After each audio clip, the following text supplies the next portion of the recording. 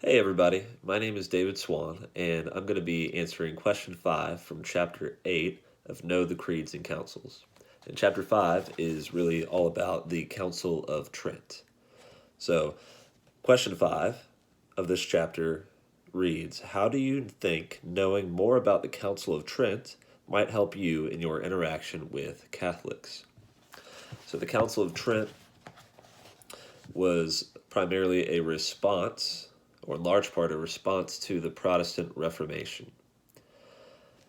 And first, I think above all else, it helps us to, in understanding the Council of Trent, really helps us to have a baseline of what it is that Catholics believe.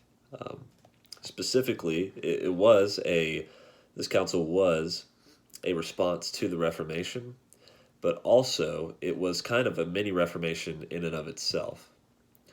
Catholics saw many of the um, injustices and things that they were doing wrong that the Protestants were bringing up in protest of them.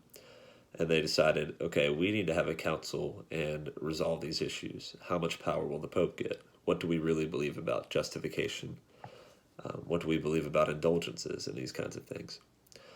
And so they sat down to discuss these things. And in reading the Council of Trent and reading about it, we get a much better understanding of just a helpful baseline in knowing what Catholics actually believe.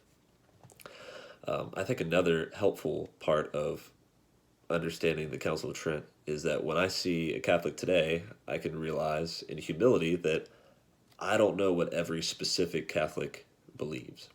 Um, just like Baptists, there may be a Baptist in this church and that church, and I might think I know what a Baptist believes because they're Baptist, but there are many different understandings of things, and so I think it gives us humility in those conversations with Catholics to say, I know a little bit about what the Council of Trent says, but I don't really know what you individually believe.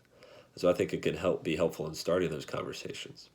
One interesting thing I thought from the Council of Trent this chapter was that the most difficult and longest part of the Council of Trent was there for them to decide. It was their understanding of doctrine of justification. And this is because many of the Catholics who were there at the Council of Trent believed, or at least were sympathetic to the doctrine that Protestants were bringing up. That they were saying it was justification by faith and not by works. And many of the Catholics that were there were like, they make some good points. And so even then, with Catholic leaders who decided that justification by faith, it also requires works. Even there was disagreements, and I think in understanding that and knowing that, it's helpful today when we see a Catholic and we're talking with them about Jesus, not to assume we know everything they believe. It gives us humility in having conversations with them, and maybe even finding common ground where we can start conversations about Jesus, and if they don't truly know Christ, that they might come to know him. So I think there's several ways we can look at the Council of Trent and benefit our conversations with Catholics today.